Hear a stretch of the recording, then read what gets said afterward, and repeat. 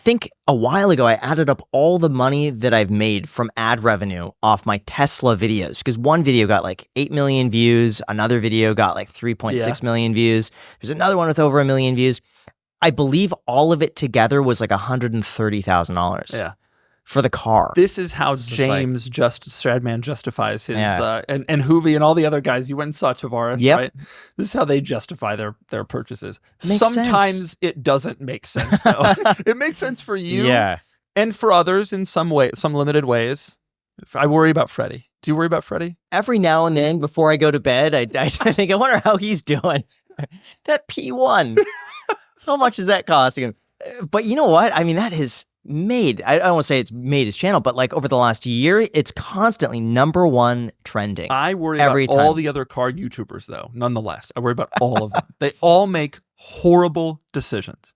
You need to go visit all of them and teach them how to do things correctly. But you know what? Ed Bolian, I have to say, is so meticulous about it. Ed's better. Hoovy genuinely loves everything he's doing and would be doing it regardless. So like he's the exception. But he's nuts. But at least he's making money, right? You know, he calls me in the spring every year and he's like, the taxes are going to be due next month. I gotta sell some cars. Like that's the level he's operating at. This happens every year. I'm not screwing with you.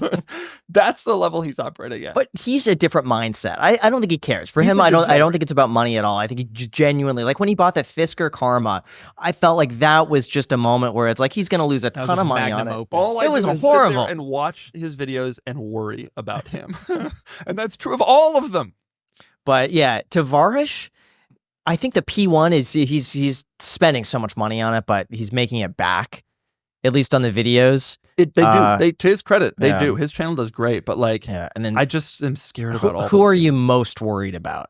Freddie probably is the #1 I'm worried about. He's got a big overhead. He's got like 3 garages, like warehouses. I don't understand why he really he does. He's fixing up like 20 cars. He also doesn't release content all that often. That's the thing that scares me about Freddie. He posts like once a month, and he's just, the audience is obsessed with him. Like I think he's nuts in a great way. Like I love watching the content, but like it would be nice to get, more updates and posts. And I think that makes me scared. Plus I know that he's got a loan on that P1 and it's significant. Yeah. And so that really scares me. I think the views are offsetting it, but probably the one person I watch all the time, James Stradman. Stradman is my guilty pleasure. I love all of his. I watch all of his videos. Okay, do you agree? Stradman sidebar here. Do you agree that his house isn't even done? Like you watched the video where he went through his house. So we visited him and we saw his house. Gorgeous house, but needs the backyard, needs the basement. The basement's like it's a lot of money. It's tough either way, because if he finishes it, I don't think he's going to get back dollar to dollar what he spent. Absolutely not. But if he sells it unfinished, it makes the market so much smaller for whoever's willing to buy that house with an unfinished basement to spend more money. This is the problem that I think a lot of these people run into, is that they end up buying these they get young people get money and they're like, oh, I want a palace with a moat, like a lazy river that goes around the whole thing. And they do all these things and realize those places are expensive to keep going. And often in order to get a place like that, you have to buy land so far away from where land is desirable that it makes it hard to justify putting that much money into the land, because at the end of the day, when you go to sell it, the buyer pool is really small. I go on Zillow and I see these like 25,000 square foot houses in the middle of nowhere. And it's just like, you're never asking $4 million for it. Like $100 a square foot. Right.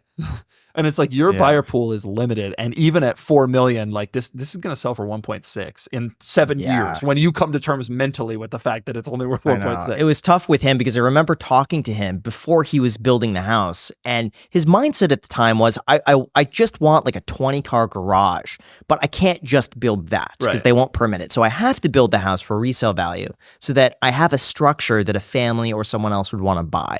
The thinking, I thought, was correct, but it's just it's snowballed a little. I have this severe belief, maybe militant, that you should live somewhere where your land is more valuable than the improvements you make to it. Like, it's a very California thing to say. Yeah, it is, or dense area to say, right? Like that's also true in nice neighborhoods in a lot of cities. Like I only ever buy old homes that are in kind of historic type neighborhoods that are very established long term, and I worry about the deep suburban living and massive house that is unsellable in the future kind of situation. I'm going to ask you a question. Do you think he should sell the Koenigsegg? Absolutely. I would have sold that Koenigsegg. I'm not a Koenigsegg fan. I don't find them that cool. I don't find them that interesting. It's his dream car. Although we are about the same age, he is a different generation than me. Like, he's into the Koenigsegg Pagani stuff, and I'm into the Countach 4GT stuff, like the manual older. And now he's a Countach also, and he had a 4GT. But he's clearly more into the more modern kind of crazy stuff. I don't care about Koenigsegg's. Like, and by the way, everyone I know who has a Koenigsegg has problems. Everyone I know who What are has the a Koenigsegg. problems? The problems are that the car is hand built by the company that designs and builds every little part themselves. And so stuff breaks. And when stuff breaks, you can't go to the Koenigsegg dealer because there isn't one. Yeah. And even if there was, which in some cities there are, there's no like parts supply. Like, they built all these things themselves. So like a little thing breaks, and it's like a Ford dealer, you go to the Ford dealer, they get you a power mirror switch, and a Koenigsegg, that's like a bespoke part that they made a limited run of 19 years ago. Yeah. That's hard. So who's buying Koenigsegg's? Who's buying Koenigseggs and why? It's crazy. I don't understand it. I truly don't understand it. How is it different from Pagani? Same kind of thing. I feel like I don't hear complaints from Pagani owners. Pagani's use a powertrain that is sourced by Mercedes-Benz, right? Okay. So at least that component of the car, which is a pretty significant component of the car, is taken care of, right? That component of the car is, you're going to be able to find parts. In fact, that engine is still in production. So that's easier. And other than that, though, I would worry about Pagani's in all the little intricacies. That stuff scares me. What if that stuff starts to break? I don't know. You're not getting that stuff. It's true of any bespoke car. And honestly, Ford GT part supply, 05 Ford GTs, they don't have a lot of those parts anymore either. Ford. You know what? I'm going on eBay, and I'm probably going to reveal a secret, but buying Ford GT parts. It's a smart idea. Yeah. The guy I bought mine from, he bought seats, he bought steering, like big stuff, and he was able to sell it. He hoarded. He bought it when the car was new, when all those parts were easily available, and he sold it 20 years later for like 7x what every part was like in high demand. I'm talking to this guy on eBay who has every part that he's been hoarding for 20 years. He just bought everything, and he has duplicates. Yeah. Because I needed like a gauge. And he's like, oh yeah, I got like 3 of those. Oh, which gauge failed? My fuel gauge is in off right now. Yeah. Well, right now, with the car is full, it's reading empty, which is fun. Same. It's a fun mine is always empty, but I just top it off. Anytime I take the car out, I just top it off and I park it. Yeah, but no, the answer to who is buying Koenigseggs is people who already have everything else. That's like, oh, I got a Bugatti and I got a bunch of Lambos and a bunch of Ferraris and a bunch of Porsches. Like, I want to go to the next level, and that's Koenigsegg.